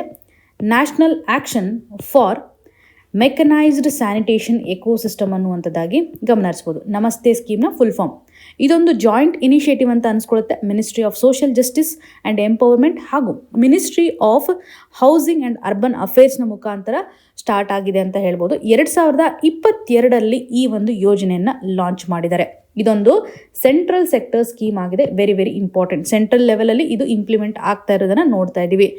ಈ ಒಂದು ಯೋಜನೆ ಮೊದಲು ಸೆಲ್ಫ್ ಎಂಪ್ಲಾಯ್ಮೆಂಟ್ ಸ್ಕೀಮ್ಗೆ ಸಂಬಂಧಪಟ್ಟಂತೆ ಅಥವಾ ಮ್ಯಾನ್ಯುವಲ್ ಸ್ಕ್ಯಾವೆಂಜರ್ಗೆ ಸಂಬಂಧಪಟ್ಟಂತೆ ರಿಹ್ಯಾಬಿಲಿಟೇಷನ್ ವರ್ಕ್ ಅಂತ ಇತ್ತು. ಅದನ್ನು ರಿಪ್ಲೇಸ್ ಮಾಡೋದ್ರ ಮುಖಾಂತರ 2022ರಲ್ಲಿ ನಮಸ್ತೆ ಅಂತಕ್ಕಂಥ ರೀನೇಮ್ನ ಮುಖಾಂತರ ಸ್ವಲ್ಪ ಚೇಂಜಸನ್ನು ಮಾಡೋದ್ರ ಮುಖಾಂತರ ಇಂಪ್ಲಿಮೆಂಟ್ ಮಾಡ್ತಾ ಇದ್ದಾರೆ ಅಂತ ಹೇಳ್ಬೋದು. ಇಲ್ಲಿ ನೋಡಲ್ ಮಿನಿಸ್ಟ್ರಿ ಯಾವ ರೀತಿಯಾಗಿದೆ, ministry of social justice and empowerment ಹಾಗೂ ministry of housing and urban affairs very very important. ಇದರ ಆಬ್ಜೆಕ್ಟಿವ್ ಏನಿದೆ ಅಂತಂದರೆ, ಇವಾಗ ಮ್ಯಾನ್ಯುವಲ್ ಲೆವೆಲಲ್ಲಿ ಕೆಲವೊಂದಿಷ್ಟು ಸ್ಯಾನಿಟೇಷನ್ ವರ್ಕರ್ಸ್ಗಳು ಮಾಡ್ತಾ ಇರ್ತಾರಲ್ಲ, ಅವ್ರಿಗೆ ಒಂದು ಯಾವುದೇ ರೀತಿಯಾಗಿ ತೊಂದರೆ ಆಗಬಾರ್ದು, ಹಜಾರ್ಡಸ್ ಆಗಿರ್ತಕ್ಕಂಥ ಒಂದು ಟಾಸ್ಕನ್ನು ಅವ್ರು ಹ್ಯಾಂಡಲ್ ಮಾಡ್ತಾ ಇರ್ತಾರೆ. ಅದರಲ್ಲೂ ಒಂದು ಸೆಪ್ಟಿಕ್ ಟ್ಯಾಂಕನ್ನು ಕ್ಲೀನ್ ಮಾಡುವಂಥದ್ದಾಗಿರ್ಬೋದು, ಸೀವರ್ಗೆ ಸಂಬಂಧಪಟ್ಟಂತೆ ಕ್ಲೀನಿಂಗ್ನೆಸ್ಸಲ್ಲಿ ಇನ್ವಾಲ್ವ್ ಆಗಿರ್ತಾರಲ್ಲ, ಅವ್ರಿಗೋಸ್ಕರ ಅಂತಲೇ ಅವ್ರಿಗೆ ಸಂಬಂಧಪಟ್ಟಂತೆ ಇಶ್ಯೂಸ್ಗಳನ್ನು ಅಡ್ರೆಸ್ ಮಾಡಲಿಕ್ಕೆ ಅವ್ರಿಗೆ ಸರಿಯಾದಂಥ ಒಂದು ಮೆಕನೈಸೇಷನನ್ನು ತರಬೇಕು ಅಂತ ನೇಮಲ್ಲೇ ನಿಮ್ಗೆ ಗೊತ್ತಾಗುತ್ತೆ. ಸ್ಯಾನಿಟೇಷನ್ಗೆ ಸಂಬಂಧಪಟ್ಟಂತೆ ಒಂದು ಮೆಕನೈಸೇಷನ್ ಎಕೋಸಿಸ್ಟಮನ್ನು ತರಲಿಕ್ಕೆ ಮುಂದಾಗಿರುವಂಥದ್ದಾಗಿ ಗಮನ ಹರಿಸ್ಬೋದು. ಈ ಒಂದು ಯೋಜನೆಯ ಡ್ಯೂರೇಷನ್ 3 years ಇರೋದಾಗಿ ನೋಡ್ಬೋದು. 2023-2024 ಫೈನಾನ್ಷಿಯಲ್ ಇಯರಿಂದ 2025 ಹಾಗೂ 26 ಫೈನಾನ್ಷಿಯಲ್ ಇಯರ್ಗೆ ಸಂಬಂಧಪಟ್ಟಂಥ ಒಂದು 3 years ಈ ಒಂದು ಪ್ರೋಗ್ರಾಮ್ನ ಟಾರ್ಗೆಟನ್ನು ಹಾಕೊಂಡಿರೋದಾಗಿ ನೋಡ್ಬೋದು. ಸೀವರ್ ಆಗಿರ್ಬೋದು, ಸೆಪ್ಟಿಕ್ ಟ್ಯಾಂಕ್ಗೆ ಸಂಬಂಧಪಟ್ಟಂತೆ ವರ್ಕರ್ಸ್ ಏನಿರ್ತಾರಲ್ಲ ಅರ್ಬನ್ ಏರಿಯಾದಲ್ಲಿ, ಅವರನ್ನು ಟಾರ್ಗೆಟ್ ಮಾಡೋದ್ರ ಮುಖಾಂತರ ಅವ್ರಿಗೆ ಬೇಕಾಗಿರುವಂಥ ಒಂದು ಮೆಕನೈಸೇಷನನ್ನು ಪ್ರೊವೈಡ್ ಮಾಡುವಂಥ ಹಂತದಲ್ಲಿ ಹಾಗೂ ಅವ್ರಿಗೆ ಬೇಕಾಗಿರ್ತಕ್ಕಂಥ ಒಂದು ಹೆಲ್ತ್ ಇನ್ಶೂರೆನ್ಸನ್ನು ಸಹ ಪ್ರೊವೈಡ್ ಮಾಡುವಂಥದ್ದಾಗಿರ್ಬೋದು, ಏನೇನು ಸೇಫ್ಟಿ ಮೇಜರ್ಸನ್ನು ತೆಗೆದುಕೊಳ್ಳಲಿಕ್ಕೆ ಸಾಧ್ಯತೆ ಇದೆ, ಪರ್ಸನಲ್ ಪ್ರೊಟೆಕ್ಟಿವ್ ಇಕ್ವಿಪ್ಮೆಂಟ್ಸ್ಗಳನ್ನು, ಕಿಟ್ಸ್ಗಳನ್ನು ಸಹ ಪ್ರೊವೈಡ್ ಮಾಡೋದ್ರ ಮುಖಾಂತರ ಅವರ ಒಂದು ಸೇಫ್ಟಿಯನ್ನು ಎನ್ಶೋರ್ ಮಾಡೋದು, ಸೇಫ್ಟಿ ಡಿವೈಸಸ್ಸನ್ನು ಅವ್ರಿಗೆ ಪ್ರೊವೈಡ್ ಮಾಡುವಂಥದ್ದಾಗಿರ್ಬೋದು. ಒಂದು ವೇಳೆ ಟ್ರೈನಿಂಗ್ನ ಅವಶ್ಯಕತೆ ಇದ್ದರೆ ಅವರಿಗೆ ತರಬೇತಿಯನ್ನು ಸಹ ಕೊಡಲಾಗುತ್ತೆ. ಹಾಗೂ ಹೆಲ್ತ್ ಇನ್ಶೂರೆನ್ಸ್ ಅಂತ ಬಂದಾಗ ಆಯುಷ್ಮಾನ್ ಭಾರತ್ ನಡಿನಲ್ಲಿ ಪ್ರಧಾನಮಂತ್ರಿ ಜನ್ ಆರೋಗ್ಯ ಯೋಜನೆ ನಡಿನಲ್ಲಿ ಅವರ ಹೆಲ್ತ್ ಇನ್ಶೂರೆನ್ಸನ್ನು ಕವರ್ ಮಾಡಲಾಗುತ್ತೆ ಅಂತ ಹೇಳ್ಬೋದು. ಈ ಒಂದು ಯೋಜನೆಯನ್ನು ಇಂಪ್ಲಿಮೆಂಟೇಷನ್ ಮಾಡ್ತಕ್ಕಂಥ ಒಂದು ನ್ಯಾಷನಲ್ ಲೆವೆಲಲ್ಲಿರುವಂಥ ಡೆವಲಪ್ಮೆಂಟ್ ಕಾರ್ಪೊರೇಷನ್ ಅಂತಂದರೆ ನ್ಯಾಷನಲ್ ಸಫಾಯಿ ಕರ್ಮಚಾರಿ ಫಿನಾನ್ಸ್ ಆ್ಯಂಡ್ ಡೆವಲಪ್ಮೆಂಟ್ ಕಾರ್ಪೊರೇಷನ್ ಅನ್ನುವಂಥದ್ದು ಇಂಪಾರ್ಟೆಂಟು, ಎಕ್ಸಾಮಲ್ಲಿ ಕೇಳುವಂಥ ಸಾಧ್ಯತೆ ಇದೆ. ಸೊ ಪ್ರಸ್ತುತವಾಗಿ ಯಾವುದು ನೋಡಲ್ ಮಿನಿಸ್ಟ್ರಿ ಅಂತ ಕ್ಲಿಯರ್ ಆಗಿ ನೆನ್ಪಿಟ್ಕೊಳ್ಳಿ. ಆಬ್ಜೆಕ್ಟಿವ್ ಯಾವ ರೀತಿಯಾಗಿದೆ ಅಂತ ಈ ಒಂದು ಯೋಜನೆಗೆ ಸಂಬಂಧಪಟ್ಟಂತೆ ಕ್ಲಿಯರ್ ಆಗಿ ನಮಗೆ ಗೊತ್ತಿರಬೇಕು. ಮುಂದಿನದಾಗಿ there is no case for scrapping MP LADS funds. ಈ ಒಂದು ಇಶ್ಯೂ GS ಪೇಪರ್ 2 ನಡಿಯಲ್ಲಿ ಇಂಪಾರ್ಟೆಂಟ್ ಸ್ಕೀಮ್ಸ್ ಆಗಿರ್ಬೋದು, ಗವರ್ನೆನ್ಸ್ ಆಸ್ಪೆಕ್ಟಲ್ಲಿ ಕನೆಕ್ಟ್ ಆಗುತ್ತೆ. ಪಾರ್ಲಿಮೆಂಟಲ್ಲಿ MP ಲ್ಯಾಡ್ ಸ್ಕೀಮ್ಗೆ ಸಂಬಂಧಪಟ್ಟಂಥ ಒಂದು ಚರ್ಚೆ ನಡೀತಾ ಇದೆ. ಹಾಗಾಗಿ ಈ ಒಂದು ಆರ್ಟಿಕಲ್ ನಡಿಯಲ್ಲಿ ರೀಸೆಂಟ್ ಆಗಿರುವಂತಹ ಕಾಂಟ್ರವರ್ಸಿಯನ್ನು ಮೆನ್ಷನ್ ಮಾಡ್ತಾ ಇದ್ದಾರೆ. ಜೊತೆಗೆ ಇದನ್ನು ಕಂಟಿನ್ಯೂಷನ್ ಮಾಡಬೇಕೋ ಬೇಡವೋ ಅನ್ನುವಂಥ ಒಂದು ಪ್ರಶ್ನೆಗೆ ಉತ್ತರವನ್ನು ಕೊಡ್ತಾ ಇದ್ದಾರೆ. ಹಾಗಾಗಿ ಎಕ್ಸಾಮಿನೇಷನ್ ಪರ್ಸ್ಪೆಕ್ಟಿವ್ ಅಂತ ಬಂದಾಗ ಪ್ರಿಲಿಮ್ಸಲ್ಲಿ ಇಂಪಾರ್ಟೆಂಟ್ ಆಗುತ್ತೆ, ಮೇನ್ಸಲ್ಲೂ ಸಹ ಇಂಪಾರ್ಟೆಂಟ್ ಆಗುವಂಥ ಒಂದು ಇಶ್ಯೂ. MP ಲ್ಯಾಡ್ ಸ್ಕೀಮ್ ಅಂತಂದರೆ ಏನು? ಇದೊಂದು ಸೆಂಟ್ರಲ್ ಸೆಕ್ಟರ್ ಸ್ಕೀಮ್ ಆಗಿದೆ. ಕಂಪ್ಲೀಟ್ ಉಸ್ತುವಾರಿ ಸೆಂಟ್ರಲ್ ಗೌರ್ಮೆಂಟ್ದೇ ಇರುತ್ತೆ ಅನ್ನೋದು ಕ್ಲಿಯರಾಗಿ ಗೊತ್ತಿರಲಿ. ಗೌರ್ಮೆಂಟ್ ಆಫ್ ಇಂಡಿಯಾ ಅಥವಾ ಪ್ರಸ್ತುತವಾಗಿರ್ತಕ್ಕಂಥ ಸರ್ಕಾರ ಕಂಪ್ಲೀಟಾಗಿ ಒಂದು ಫಂಡಿಂಗನ್ನು ಮಾಡ್ತಾ ಇದೆ ಅನ್ನುವಂಥ ಕ್ಲಾರಿಟಿ. MP ಲ್ಯಾಡ್ ಸ್ಕೀಮ್ ಅಂತ ಬಂದಾಗ 1993ನಲ್ಲಿ ಈ ಒಂದು ಯೋಜನೆಯನ್ನು ಸ್ಟಾರ್ಟ್ ಮಾಡ್ತಾರೆ. Members of parliament local area development scheme ಅನ್ನುವಂಥದ್ದಾಗಿ ಫುಲ್ ಫಾರ್ಮ್ ಅನ್ನು ನಾವು ನೋಡ್ಬೋದು. ಯೋಜನೆ ನಡಿನಲ್ಲಿ ಸಂಸತ್ತಿನ ಸದಸ್ಯರಿಗೆ ಪ್ರತಿ ವರ್ಷದಂತೆ 5 ಕೋಟಿ ರೂಪಾಯಿಗಳನ್ನು ಕೊಡ್ತಾರೆ. ಎವ್ರಿ ಇಯರ್ನ ಆಧಾರದ ಮೇಲೆ 5 crore ರೂಪಾಯಿಯನ್ನು ಅವ್ರಿಗೆ ಕೊಡಲಾಗುತ್ತೆ. ಅವರು ಲೋಕಲ್ ಏರಿಯಾದಲ್ಲಿ ಒಂದು ನೀಡ್ನ ಆಧಾರದ ಮೇಲೆ, ಅಂದರೆ ರೀಜನಲ್ ಲೆವೆಲಲ್ಲಿ ಏನು ಅವಶ್ಯಕತೆ ಇದೆ, ರೋಡ್ನ ಒಂದು ಅವಶ್ಯಕತೆ ಇದೆಯಾ, ಶಾಲೆಗಳನ್ನು ರಿವ್ಯಾಂಪ್ ಮಾಡೋದು ಅವಶ್ಯಕತೆ ಇದೆಯಾ, ಅಲ್ಲಿರುವಂಥ ಒಂದು ಡ್ರಿಂಕಿಂಗ್ ವಾಟರ್ ಫೆಸಿಲಿಟಿಯನ್ನು ಬದಲಾವಣೆ ಮಾಡಬೇಕಾ, ಲೋಕಲ್ ಏರಿಯಾದಲ್ಲಿ ಒಂದು ನೀಡ್ ಆಧಾರದ ಮೇಲೆ ಅವರು ಒಂದು ಪ್ರಾಜೆಕ್ಟನ್ನು ಕೈಗೆತ್ಕೊಳ್ಬೇಕು. ಇಲ್ಲಿ ಅಲೋಕೇಟ್ ಮಾಡಿರ್ತಕ್ಕಂಥ 5 crore ರೂಪಾಯಿಯನ್ನು ಅವರು ಯೂಸ್ ಮಾಡಬೇಕು ಅನ್ನುವಂಥ ನಿಟ್ಟಿನಲ್ಲಿ. ಪ್ರಸ್ತುತವಾಗಿರ್ತಕ್ಕಂಥ ಒಂದು ಕಾಂಟ್ರವರ್ಸಿ ಏನು ಅಂತಂದರೆ, ರೀಸೆಂಟ್ಲಿ ರಾಜಸ್ಥಾನ್ ಹಾಗೂ ಹರಿಯಾಣದಲ್ಲಿ ಕೆಲವು MPsಗಳು ಈ ಒಂದು ಫಂಡನ್ನು ಮಿಸ್ಯೂಸ್ ಮಾಡ್ಕೊಂಡಿದ್ದಾರೆ ಅನ್ನುವಂಥ ಒಂದು ಅಲಿಗೇಷನ್ಸನ್ನು ಕಾಣಬಹುದು. ಈ ಒಂದು MP ಲ್ಯಾಡ್ ಫಂಡನ್ನು ಯುಟಿಲೈಸ್ ಮಾಡ್ತಕ್ಕಂಥ ಹಂತದಲ್ಲಿ ಒಂದು ಸರಿಯಾದಂತಹ ವೆಬ್ಸೈಟೇ ಇದೆ. ಆ ಒಂದು ವೆಬ್ಸೈಟಲ್ಲಿ ಅವರು ಯಾವ ರೀತಿಯಂಥ ಒಂದು ಪ್ರಾಜೆಕ್ಟನ್ನು ಮಾಡಿದ್ದಾರೆ, ಯಾವ ರೀತಿಯಂಥ ಒಂದು ಅಪ್ಡೇಷನ್ ಇದೆ ಅಂತ ಜನರಲಿ ಮಾಡ್ತಾ ಇರೋದನ್ನು ನಾವು ಗಮನ ಹರಿಸ್ಬೋದು. ಕೆಲವು MPsಗಳು ಯಾವುದೇ ರೀತಿಯಾಗಿ ಅಲ್ಲಿ ಅಪ್ಡೇಷನನ್ನು ಮಾಡಿಲ್ಲ, ಅಥವಾ ಪ್ರಾಜೆಕ್ಟ್ ಅಂತ ಬಂದಾಗ ಸೇಮ್ ಪ್ರಾಜೆಕ್ಟನ್ನೇ ಅಪ್ಲೋಡ್ ಮಾಡುವಂಥದ್ದಾಗಿರ್ಬೋದು, ಅಲೋಕೇಶನ್ಗೆ ಸಂಬಂಧಪಟ್ಟಂತೆ ಈ ರೀತಿಯಂಥ ಇಶ್ಯೂಸ್ಗಳನ್ನು ನಾವು ಕಾಣ್ತಾ ಇದ್ದೀವಿ. ಇವಾಗ ಪ್ರಸ್ತುತವಾಗಿ ಕೆಲವು MPsಗಳು ಏನು ಮಾಡ್ತಾ ಇದ್ದಾರೆ, ಈ ಒಂದು ಇಶ್ಯೂಗೆ ಸಂಬಂಧಪಟ್ಟಂತೆ ಕ್ವಶನನ್ನು ರೇಸ್ ಮಾಡ್ತಾ ಇದ್ದಾರೆ ಅಲ್ವಾ. 5 ಕೋಟಿ ರೂಪಾಯಿಯನ್ನು ಕೊಡ್ತಾ ಇದ್ದಾರೆ ಅಂತಂದರೆ ತಮ್ಮ ಒಂದು ಕಾನ್ಸ್ಟಿಟ್ಯೂಯನ್ಸೀಸ್ ನಡಿನಲ್ಲಿ ಮಾತ್ರ ಅವರು ಏನು ಮಾಡಬೇಕಾಗತ್ತೆ, ಏನು ಪ್ರಾಬ್ಲಮ್ ಇದೆ ಅವುಗಳನ್ನು ಅಡ್ರೆಸ್ ಮಾಡುವಂಥದ್ದು, ಅದಕ್ಕೆ ಸಂಬಂಧಪಟ್ಟಂಥ ಒಂದು ಪ್ರಾಜೆಕ್ಟನ್ನು ತೆಗೆದುಕೊಳ್ಳುವಂಥದ್ದು. ಹಾಗೂ ಒಂದು ವೇಳೆ ಏನಾದರೂ ಫಂಡ್ ಉಳಿತಂದರೆ ಅದನ್ನು ಮತ್ತೆ ಕಂಟಿನ್ಯೂಷನ್ ಮಾಡ್ಬೋದು. ಯಾವುದೇ ರೀತಿಯಾಗಿ ಆ ಒಂದು ಫಂಡ್ ಲ್ಯಾಪ್ಸ್ ಆಗೋದಿಲ್ಲ. ನೆಕ್ಸ್ಟ್ ಫಂಡ್ ಬಂದಾಗ ಅದು ಆ್ಯಡ್ ಆಗ್ತಾ ಹೋಗೋದನ್ನು ಗಮನ ಹರಿಸುವಂಥದ್ದು. ಈ ರೀತಿಯಂಥ ಪ್ರೊವಿಷನನ್ನು ಈ ಒಂದು ಪ್ರೋಗ್ರಾಮಲ್ಲಿ ಕೊಟ್ಟಿದ್ದಾರೆ. ಪ್ರಸ್ತುತವಾಗಿ ಏನಾಗುತ್ತೆ ಅಂದರೆ ಯಾವ ರೀತಿಯಾಗಿ ಫಂಡ್ ಉಳಿತಾ ಇದೆ ಅನ್ನೋದು ಸಹ ಕ್ವಶನ್ ಮಾರ್ಕನ್ನು ಕ್ರಿಯೇಟ್ ಮಾಡ್ತಾ ಇದೆ, ಅಥವಾ ಮಿಸ್ಯೂಸ್ ಆಗ್ತಾ ಇದೆ ಅನ್ನುವಂಥ ಕ್ವಶನ್ ಮಾರ್ಕು ಸಹ ಕ್ರಿಯೇಟ್ ಮಾಡ್ತಾ ಇದೆ. 14ನೇ ಲೋಕಸಭಾವನ್ನು ನಾವು ತೆಗೆದುಕೊಂಡಾಗ ಅನ್ಯೂಸ್ಡ್ ಫಂಡ್ ಅಂತ ಇದ್ದಾಗ 0.99% ಯೂಸ್ ಮಾಡದೇ ಇರತಕ್ಕಂಥ ಒಂದು ಫಂಡ್ ಆಗಿರುವಂಥದ್ದು. ಇವಾಗ ಪ್ರಸ್ತುತವಾಗಿ 16th ಲೋಕಸಭಾದ ಒಂದು ಫಂಡ್ ಯಾವ ರೀತಿಯಾಗಿ ಉಳಿದಿದೆ ಅಂತ ಅನ್ನೋದಾದರೆ 8.7% ಅಲೋಕೇಟೆಡ್ ಫಂಡಲ್ಲಿ ಹಾಗೆ ಇರೋದನ್ನು ನಾವು ನೋಡ್ಬೋದು. ಅಂದರೆ ಯಾವುದೇ ರೀತಿಯಾಗಿ ಯೂಸ್ ಆಗಿಲ್ಲ ಅಂತ ಅನ್ಯೂಟಿಲೈಸ್ಡ್ ಫಂಡನ್ನು ನಾವಿಲ್ಲಿ ಕನೆಕ್ಟ್ ಮಾಡ್ಬೋದು. ಈ ರೀತಿಯಾದಂಥ ಇಶ್ಯೂಸ್ಗಳನ್ನು ಅಡ್ರೆಸ್ ಮಾಡಲಿಕ್ಕೆ MP ಲ್ಯಾಡ್ ಸ್ಕೀಮನ್ನು ಕಂಟಿನ್ಯೂಷನ್ ಮಾಡಬೇಕು ಬೇಡವೋ ಅನ್ನುವಂಥ ಒಂದು ಪ್ರಶ್ನೆಗೆ ಉತ್ತರವನ್ನು ಕೊಡುವಂಥದ್ದಾದರೆ ಸಾಕಷ್ಟು MPsಗಳು ಈ ಒಂದು ಯೋಜನೆಯನ್ನು ಸರಿಯಾಗಿ ಇಂಪ್ಲಿಮೆಂಟ್ ಮಾಡಿದ್ದಾರೆ ಅಂತ ಹೇಳ್ಬೋದು. ವಿಲೇಜ್ಗಳಲ್ಲಿ ಇರುವಂಥ ಒಂದು ವಾಟರ್ ಸ್ಕೇರ್ಸಿಟಿಯನ್ನು ಹೋಗಲಾಡಿಸೋದ್ರಲ್ಲಿ ಆಗಿರ್ಬೋದು, ಅಥವಾ ಅಲ್ಲಿ ರೋಡ್ ಕನ್ಸ್ಟ್ರಕ್ಷನ್ಗೆ ಸಂಬಂಧಪಟ್ಟಂತೆ ಏನೇನು ಇಶ್ಯೂಸ್ಗಳಿದ್ದಾವೆ ಅದನ್ನು ಅಡ್ರೆಸ್ ಮಾಡೋದ್ರಲ್ಲಿ. ಅದರಲ್ಲೂ ವೆಸ್ಟ್ ಬೆಂಗಾಲದ ಒಂದು MPsಗಳು ಹೈಯೆಸ್ಟ್ ನಂಬರ್ ಪ್ರಾಜೆಕ್ಟ್ಗಳನ್ನು ಕಂಪ್ಲೀಟ್ ಮಾಡಿರುವಂಥ ರಿಪೋರ್ಟ್ಗಳು ಸಹ ಇದೆ. ಈ ಒಂದು ಹಂತದಲ್ಲಿ ಯೋಜನೆಯನ್ನು ಕಂಟಿನ್ಯೂಷನ್ ಮಾಡೋದು ಉತ್ತಮ ಅನ್ನುವಂಥದ್ದಾಗಿ ಸರ್ಕಾರ ಒಂದು ರೆಸ್ಪಾನ್ಸನ್ನು ಸಹ ಕೊಟ್ಟಿದೆ. ಹಾಗಿದ್ರೆ ಇದಕ್ಕೆ ಸೊಲ್ಯೂಷನ್ ಏನು? ಈ ಒಂದು ಯೋಜನೆಯಿಂದ ನಾವು ಫುಲ್ ಬೆನಿಫಿಟನ್ನು ತೆಗೆದುಕೊಳ್ಬೇಕು ಅಂತಂದರೆ ಏನು ಮಾಡ್ಬೋದು ಅಂತ ಆಥರ್ ಅವರು ಕೆಲವೊಂದಿಷ್ಟು ರೀಫಾರ್ಮ್ಸನ್ನು ಸಜೆಸ್ಟ್ ಮಾಡ್ತಾ ಇದ್ದಾರೆ. ಫಾರ್ ಎಕ್ಸಾಂಪಲ್, ಇವಾಗ MPsಗಳಿಗೆ ಒಂದು ವರ್ಕ್ಶಾಪನ್ನು ನಾವು ಯಾಕೆ ಕೊಡಬಾರದು, ಶಾರ್ಟ್ ಟೈಮಲ್ಲಿ ಒಂದು ಟ್ರೈನಿಂಗನ್ನು ಯಾಕೆ ಪ್ರೊವೈಡ್ ಮಾಡಬಾರ್ದು, ಯಾವ ರೀತಿಯಾಗಿ ನಾವು ಈ ಒಂದು ಫಂಡನ್ನು ಯುಟಿಲೈಸ್ ಮಾಡಬೇಕು, ಯಾವ ರೀತಿಯಾದಂಥ ಪ್ರಾಜೆಕ್ಟನ್ನು ಕೈ ತೆಗೆದುಕೊಳ್ಬೇಕು ಅನ್ನುವಂಥ ನಿಟ್ಟಿನಲ್ಲಿ ಟ್ರೈನಿಂಗನ್ನು ಕೊಡಬಹುದು, ವರ್ಕ್ಶಾಪ್ಗಳನ್ನು ಕೊಡಬಹುದು. ಹಾಗೂ ಟೆಕ್ನಿಕಲ್ ಕನ್ಸಲ್ಟೆಂಟ್ಗಳ ಒಂದು ಹೈರಿಂಗ್ ಮಾಡೋದ್ರ ಮುಖಾಂತರ ಯಾವ ರೀತಿಯಾಗಿ ಒಂದು ಇಶ್ಯೂವನ್ನು ಅಡ್ರೆಸ್ ಮಾಡ್ಬೋದು, ಯಾವ ರೀತಿಯಾದಂಥ ಒಂದು ಡಿಸೈನ್ ಮಾಡ್ಬೋದು, ಯಾವ ರೀತಿಯಾದ ಒಂದು ಪ್ಲಾನಿಂಗನ್ನು ಮಾಡ್ಬೋದು, ಡೆವಲಪ್ಮೆಂಟಲ್ ಪ್ರಾಜೆಕ್ಟನ್ನು ಯಾವ ರೀತಿಯಾಗಿ ನಾವು ಬೆಟರ್ ವೇನಲ್ಲಿ ಇಂಪ್ಲಿಮೆಂಟ್ ಮಾಡ್ಬೋದು ಅನ್ನುವಂಥ ನಿಟ್ಟಿನಲ್ಲಿ. ಬೆಟರ್ ಪ್ಲಾನಿಂಗನ್ನು ಮಾಡಲಿಕ್ಕೆ ಯಾಕೆ ಅವ್ರು ನಾವು ಟ್ರೈನಿಂಗನ್ನು ಪ್ರೊವೈಡ್ ಮಾಡಬಾರ್ದು, ಹಾಗೂ ಟೆಕ್ನಿಕಲ್ ಟೀಮ್ನ ಒಂದು ಸಪೋರ್ಟನ್ನು ಪ್ರೊವೈಡ್ ಮಾಡಬಾರ್ದು ಅನ್ನುವಂಥ ಒಂದು ಕನ್ಸರ್ನನ್ನು ವ್ಯಕ್ತಪಡಿಸ್ತಾ ಇದ್ದಾರೆ. ಎಕ್ಸಾಮಿನೇಷನ್ ಪರ್ಸ್ಪೆಕ್ಟಿವಲ್ಲಿ MP ಲ್ಯಾಡ್ ಸ್ಕೀಮ್ನ ಇಂಪಾರ್ಟೆನ್ಸ್ ಯಾವ ರೀತಿಯಾಗಿದೆ ಅಂತ ನೀವು ಅರ್ಥ ಮಾಡ್ಕೊಳ್ಳೇಬೇಕು. ಇಲ್ಲಿ ಏನಿದೆ ಅಂತಂದರೆ ಫಂಡ್ ಅಂಡರ್ ಯುಟಿಲೈಸೇಷನ್ ಆಗ್ತಾ ಇದೆ ಅಂತ ಹೇಳ್ಬೋದು, ಅಥವಾ ಈ ಒಂದು ಫಂಡ್ ಡೈವರ್ಟ್ ಆಗ್ತಾ ಇದೆ, ಇದರ ಒಂದು ಇಂಟೆನ್ಷನನ್ನು ಫುಲ್ಫಿಲ್ ಮಾಡೋಕ್ಕೆ ಆಗ್ತಾ ಇಲ್ಲ, ಈ ಒಂದು ಇಶ್ಯೂಸನ್ನು ಅಡ್ರೆಸ್ ಮಾಡಲೇಬೇಕು ಅನ್ನುವಂಥ ನಿಟ್ಟಿನಲ್ಲಿ ಪ್ರಸ್ತುತವಾಗಿ ಒಂದು ಡಿಸ್ಕಷನ್ ನಡೀತಾ ಇದೆ ಅಂತ ಕ್ಲಿಯರ್ ಆಗಿ ಗೊತ್ತಿರಲಿ. ಬಿಕಾಸ್ ಇಲ್ಲಿ MPಗಳ ಒಂದು ಅಕೌಂಟಬಿಲಿಟಿಯೂ ಸಹ ತುಂಬ ಇಂಪಾರ್ಟೆಂಟ್ ಆಗುತ್ತೆ ಅಲ್ವಾ? ಬಿಕಾಸ್ ನಮ್ಮ ಒಂದು ಪ್ರತಿನಿಧಿ ಆಗಿ ಅವರು ಇರ್ತಾರೆ. ಅಕೌಂಟಬಿಲಿಟಿಯನ್ನು ಅವ್ರು ಎನ್ಶೋರ್ ಮಾಡೋದು ತುಂಬ ಇಂಪಾರ್ಟೆಂಟ್. ಅವರು ಯಾವ ಒಂದು ಕಾನ್ಸ್ಟಿಟ್ಯೂಯೆನ್ಸೀಸ್ನಲ್ಲಿ ಇರ್ತಾರೆ ಅಲ್ಲಿ ಮಾತ್ರ ಡೆವಲಪ್ಮೆಂಟಲ್ ಪ್ರಾಜೆಕ್ಟನ್ನು ಅವರು ಕೈಗೆತ್ಕೋಬೋದು, MP ಲ್ಯಾಡಲ್ಲಿ ಇರ್ತಕ್ಕಂಥ ಫಂಡನ್ನು ಅಲ್ಲಿ ಯುಟಿಲೈಸ್ ಮಾಡ್ಕೋಬೋದು ಅನ್ನುವಂಥ ಒಂದು ಕ್ಲಾರಿಟಿನೂ ಸಹ ನಮಗೆ ಇಂಪಾರ್ಟೆಂಟು. ಮೇನ್ಸ್ ಪರ್ಸ್ಪೆಕ್ಟಿವಲ್ಲಿ ಹಾಗೂ ಪ್ರಿಲಿಮ್ಸಲ್ಲಿ ಇಂಪಾರ್ಟೆಂಟ್ ಇಶ್ಯೂ ಇರೋದ್ರಿಂದ ಇದರ ಬಗ್ಗೆ ಕ್ಲಾರಿಟಿಯನ್ನು ಪಡೆದುಕೊಳ್ಳಿ. ಮುಂದಿನದಾಗಿ supreme court questions WhatsApp Meta on personal data. ಈ ಒಂದು ಇಶ್ಯೂ ನಮಗೆ GS ಪೇಪರ್ 2 ನಡಿನಲ್ಲಿ right to privacy, GS paper 3 ಅಂತ ಬಂದಾಗ ಸೆಕ್ಯೂರಿಟಿ ಆಸ್ಪೆಕ್ಟ್ನ ಆಧಾರದ ಮೇಲೆ ಕನೆಕ್ಟ್ ಆಗುತ್ತೆ. ಸುಪ್ರೀಂ ಕೋರ್ಟ್ ಇವತ್ತು ಮೆಸೇಜಿಂಗ್ ಪ್ಲಾಟ್ಫಾರ್ಮ್ ಆಗಿರುವಂತಹ ವಾಟ್ಸಪ್ ಆಗಿರ್ಬೋದು, ಮೆಟಾಗೆ ಕ್ವಶನ್ ಮಾರ್ಕನ್ನು ಮಾಡ್ತಾ ಇದೆ. ರೈಟ್ ಟು ಪ್ರೈವಸಿಗೆ ಸಂಬಂಧಪಟ್ಟಂತೆ ವಯಲೇಷನ್ ಆಗ್ತಾ ಇದೆ, ರೈಟ್ ಟು ಪ್ರೈವಸಿಯನ್ನು ನೀವು ಬ್ರೀಚ್ ಮಾಡ್ತಾ ಇದ್ದೀರಿ ಅಂತ ಕ್ವಶನ್ ಮಾರ್ಕನ್ನು ಕ್ರಿಯೇಟ್ ಮಾಡ್ತಾ ಇದ್ದಾರೆ. ಇದಕ್ಕೆ ಕಾರಣ ಏನಿರ್ಬೋದು? ಇವಾಗ ನೋಡಿ, ನಾವು ಯಾವುದೇ ಒಂದು ವ್ಯಕ್ತಿಯೊಂದಿಗೆ ಮೆಸೇಜ್ ಮಾಡ್ತಕ್ಕಂಥ ಹಂತದಲ್ಲಿ ಏನಾದರೂ ಒಂದು ಪ್ರಾಡಕ್ಟ್ಗೆ ಸಂಬಂಧಪಟ್ಟಂತೆ ಡಿಸ್ಕಷನನ್ನು ಮಾಡಿದಾಗ ಆ ಒಂದು ಪ್ರಾಡಕ್ಟ್ಗೆ ಸಂಬಂಧಪಟ್ಟಂಥ ಅಡ್ವರ್ಟೈಸ್ಮೆಂಟ್ಗಳು ನಮಗೆ ಬರ್ತಾ ಹೋಗುತ್ತೆ. ನೀವು ಅಬ್ಸರ್ವ್ ಮಾಡಿದ್ದೇ ಆದರೆ ನಿಜವಾಗ್ಲೂ ನಾವು ಕನ್ವರ್ಸೇಷನ್ ಮಾಡುವಂಥ ಹಂತದಲ್ಲಿ ಯಾವುದೇ ಒಂದು ಬ್ರ್ಯಾಂಡ್ ಬಗ್ಗೆ ಡಿಸ್ಕಷನ್ ಮಾಡಿದಾಗ ಅದಕ್ಕೆ ಸಂಬಂಧಪಟ್ಟಂತೆ ಆ್ಯಡ್ಗಳು ಬರ್ತಾ ಇದೆ. ಈ ಒಂದು ಹಂತದಲ್ಲಿ ಕ್ವಶನ್ ಮಾರ್ಕನ್ನು ಕ್ರಿಯೇಟ್ ಮಾಡ್ತಾ ಇದ್ದರೆ ಡೇಟಾ ಪ್ರೈವಸಿ ಇಲ್ಲಿ ವಯಲೇಷನ್ ಆಗ್ತಾ ಇದೆ. ಹೇಗೆ ಈ ಒಂದು ಇನ್ಫಾರ್ಮೇಷನ್ಸ್ಗಳು ಬೇರೆ ಬ್ರ್ಯಾಂಡ್ಗಳಿಗೆ ರೀಚ್ ಆಗ್ತಾ ಇದೆ ಅನ್ನುವಂಥ ಒಂದು ಕ್ವಶನ್ ಮಾರ್ಕನ್ನು ಕ್ರಿಯೇಟ್ ಮಾಡ್ತಾ ಇದೆ.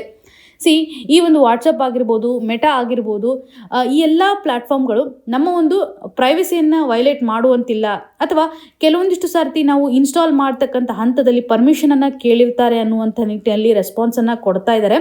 ಆದರೆ ಜಡ್ಜಸ್ಗಳ ಒಂದು ವಾದವನ್ನು ನೋಡಿದಾಗ ಸ್ಟ್ರೀಟ್ ವೆಂಡರ್ಸ್ಗಳಾಗಿರ್ಬೋದು ಅಥವಾ ರೂರಲ್ ಏರಿಯಾದಲ್ಲಿ ಇರ್ತಕ್ಕಂಥ ವ್ಯಕ್ತಿಗೆ ಡಿಜಿಟಲ್ ಲಿಟ್ರಸಿ ಅಷ್ಟೊಂದು ಚೆನ್ನಾಗಿರೋದಿಲ್ಲ ಅಲ್ವಾ? ಸರಿಯಾದಂಥ ಒಂದು ಲ್ಯಾಂಗ್ವೇಜ್ನ ಮುಖಾಂತರ ಕಾಂಪ್ಲಿಕೇಟೆಡ್ ಆಗದೆ ಇರತಕ್ಕಂಥ ಒಂದು ಆಪ್ಷನ್ಸನ್ನು ಇಡಬೇಕು, ಈಸಿಯಾಗಿ ಒಂದು ಇನ್ಫಾರ್ಮ್ಡ್ ವೇನಲ್ಲಿ ಕನ್ಸೆಂಟನ್ನು ತೆಗೆದುಕೊಳ್ಬೇಕು ಅನ್ನುವಂಥ ಕನ್ಸರ್ನನ್ನು ಕಾಣ್ಬೋದು. ಇದರೊಂದಿಗೆ digital personal data protection act 2023ಗೆ ಸಂಬಂಧಪಟ್ಟಂತೆಯೂ ಸಹ ಪಾಯಿಂಟ್ ಔಟ್ ಮಾಡ್ತಾ ಇದ್ದಾರೆ.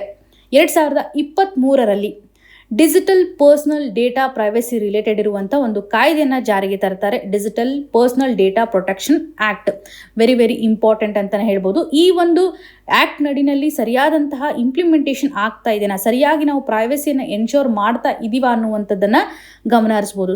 ಇಲ್ಲಿ ಕನ್ಸ್ಯೂಮರ್ಸ್ಗೆ ಸಂಬಂಧಪಟ್ಟಂತೆ ಒಂದು ಡೇಟಾ ಪ್ರೊಟೆಕ್ಷನನ್ನು ಹೊಂದ್ತಾ ಇದೆನಾ ಅಥವಾ ಅನ್ನೆಸೆಸರಿ ಡೇಟಾ ಶೇರ್ ಆಗ್ತಾ ಇದೆ ಅನ್ನುವಂಥದ್ದನ್ನು ಸಹ ಇಲ್ಲಿ ಗಮನ ಹರಿಸ್ಬೋದು. ಇಲ್ಲಿ ಪಾಯಿಂಟ್ ಔಟ್ ಮಾಡ್ತಾ ಇರೋದು ಸರ್ಕಾರ ತಂದಿರತಕ್ಕಂತಹ ಲಾಸ್ಗಳು ಸರಿಯಾಗಿ ಇಂಪ್ಲಿಮೆಂಟ್ ಆಗ್ತಾ ಇದೆ ಅಂತ ಒಂದೆಡೆ, ಆದರೆ ಇನ್ನೊಂದೆಡೆ ಕಂಪನೀಸ್ಗಳಿಗೂ ಸಹ ಕ್ವಶನ್ ಮಾರ್ಕನ್ನು ಹಾಕ್ತಾ ಇದ್ದಾರೆ ಅಂತ ಕ್ಲಿಯರಾಗಿ ತಿಳಿದುಕೊಳ್ಬೋದು. ಈ ಒಂದು ಇಶ್ಯೂಗೆ ಸಂಬಂಧಪಟ್ಟಂತೆ ಕನೆಕ್ಟ್ ಮಾಡಿದಾಗ ಕಾಂಪಿಟೇಷನ್ ಕಮಿಷನ್ ಆಫ್ ಇಂಡಿಯಾನೂ ಸಹ ಇಂಪಾರ್ಟೆಂಟ್ ಆಗುತ್ತೆ. ವೈ? ಬಿಕಾಸ್ ಒಂದು ಫೇರ್ ಆಗಿರ್ತಕ್ಕಂತಹ ಮಾರ್ಕೆಟಿಂಗ್ ಕಂಡೀಷನನ್ನು ಎಸ್ಟಾಬ್ಲಿಷ್ಮೆಂಟ್ ಮಾಡಬೇಕು, ಸರಿಯಾದಂಥ ಒಂದು ಕಾಂಪಿಟೇಷನನ್ನು ತರಬೇಕು ಅಂತಂತಂದರೆ ಇವಾಗ ಡೇಟಾವನ್ನು ಅನ್ನೆಸೆಸರಿ ತೆಗೆದುಕೊಳ್ತಾ ಇದ್ದಾರೆ. ಅಂದರೆ ಅವರ ಒಂದು ಪರ್ಸನಲ್ ಬ್ರ್ಯಾಂಡಿಂಗ್ಗೋಸ್ಕರ ಅಥವಾ ಅವರ ಒಂದು ಬಿಸ್ನೆಸ್ ಆಕ್ಟಿವಿಟಿಗೋಸ್ಕರ ಏನು ಮಾಡ್ತಾ ಇದ್ದಾರೆ, ಡೇಟಾವನ್ನು ಕದ್ದಾಳಿಕೆ ಮಾಡ್ತಾ ಇದ್ದಾರೆ. ಈ ಒಂದು ಹಂತದಲ್ಲಿ ಕಾಂಪಿಟೇಷನ್ ಕಮಿಷನ್ ಆಫ್ ಇಂಡಿಯಾ ಏನು ಮಾಡ್ತಾ ಇದೆ, ಸರ್ಕಾರದ ಒಂದು ಸ್ಟ್ಯಾಟ್ಯುಟರಿ ಬಾಡಿ ಅಂತ ಅನಿಸ್ಕೊಳ್ಳುತ್ತೆ. 2009ರಲ್ಲಿ ಕಾಂಪಿಟೇಷನ್ ಕಮಿಷನ್ ಆಫ್ ಇಂಡಿಯಾವನ್ನು ಎಸ್ಟಾಬ್ಲಿಷ್ಮೆಂಟ್ ಮಾಡಿದ್ದಾರೆ ಅಂತ ಹೇಳ್ಬೋದು. 2002ರಲ್ಲಿರುವಂಥ ಒಂದು ಕಾಯ್ದೆಯ ಅನುಗುಣವಾಗಿ ಆ್ಯಕ್ಟ್ ಅಂತ ಬಂದಾಗ 2002ರ ಒಂದು ಆ್ಯಕ್ಟನ್ನು ನೋಡ್ಬೋದು. ಯಾವಾಗ ಕಾನ್ಸ್ಟಿಟ್ಯೂಟ್ ಆಗಿದೆ ಅಂತಂದರೆ 2009ರಲ್ಲಿ. ಭಾರತದಲ್ಲಿ ಒಂದು ಮೊನೋಪೋಲಿಯನ್ನು ಕಡಿಮೆ ಮಾಡುವಂಥ ಹಂತದಲ್ಲಿ ಈ ಮೊದಲು 1969ನಲ್ಲಿ ಒಂದು ಕಾಯ್ದೆ ಇರುತ್ತೆ, ಮೊನೋಪೋಲೀಸ್ ರೆಸ್ಟ್ರಿಕ್ಟಿವ್ ಟ್ರೇಡ್ ಪ್ರಾಕ್ಟೀಸಸ್ ಆ್ಯಕ್ಟ್ ಅನ್ನುವಂಥದ್ದಾಗಿ. ಈ ಒಂದು ಆ್ಯಕ್ಟನ್ನು ಬದಲಾವಣೆ ಮಾಡೋದ್ರ ಮುಖಾಂತರ ಕಾಂಪಿಟೇಷನ್ ಕಮಿಷನ್ ಆಫ್ ಇಂಡಿಯಾವನ್ನು ಜಾರಿಗೆ ತಗೊಂಡು ಬಂದಿದ್ದಾರೆ. ರಾಘವನ್ ಕಮಿಟಿಯ ಒಂದು recommendation very very important. Raghavan committee recommendation ಆಧಾರದ ಮೇಲೆ ಕಾಂಪಿಟೇಷನ್ ಆ್ಯಕ್ಟ್ 2002 ಅನ್ನು ನಾವು ಗಮನ ಹರಿಸ್ಬೋದು. ಈ ಒಂದು ಕಮಿಷನ್ನ ಕಾಂಪೋಸಿಷನ್ ಯಾವ ರೀತಿಯಾಗಿದೆ ಅನ್ನೋದನ್ನು ಕಮೆಂಟಲ್ಲಿ ಮೆನ್ಷನ್ ಮಾಡಿ. ಸಿಂಪಲ್ ಆಗಿ ಅರ್ಥ ಮಾಡ್ಕೊಳ್ಳುವಂಥದ್ದಾದರೆ ಸುಪ್ರೀಂ ಕೋರ್ಟ್ ಇವತ್ತು ಮೆಸೇಜಿಂಗ್ ಪ್ಲಾಟ್ಫಾರ್ಮ್ಗಳಿಗೆ ಡೇಟಾ ಪ್ರೈವಸಿಗೆ ಸಂಬಂಧಪಟ್ಟಂಥ ಕ್ವಶನ್ ಮಾರ್ಕನ್ನು ಮಾಡ್ತಾ ಇದೆ. ಜೊತೆಗೆ ಸರ್ಕಾರದ ಒಂದು ಏಜೆನ್ಸೀಸ್ಗಳಂತಲೇ ಹೇಳ್ಬೋದು. ಕಾಂಪಿಟೇಷನ್ ಕಮಿಷನ್ ಆಫ್ ಇಂಡಿಯಾ ಇದೊಂದು ಕ್ವಾಸಿ ಜುಡಿಷಿಯಲ್ ಬಾಡಿ ಅಂತ ಅನಿಸ್ಕೊಳ್ಳುತ್ತೆ.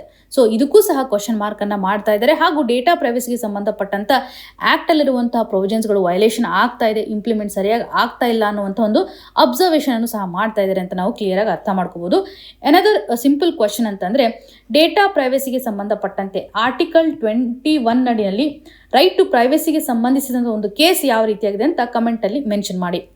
ಇವತ್ತಿನ question of the day section ಅಡಿಯಲ್ಲಿ what is the main objective of the Namaste scheme ಅಂತ ಕೇಳಿದ್ದಾರೆ. 4 ಆಪ್ಷನ್ಸ್ಗಳನ್ನು ಮೆನ್ಷನ್ ಮಾಡಿದ್ದಾರೆ. To privatise urban sanitation services, option B to replace manual workers with machines, option C ನಡಿನಲ್ಲಿ to eradicate deaths due to hazardous cleaning of sewers and septic thanks.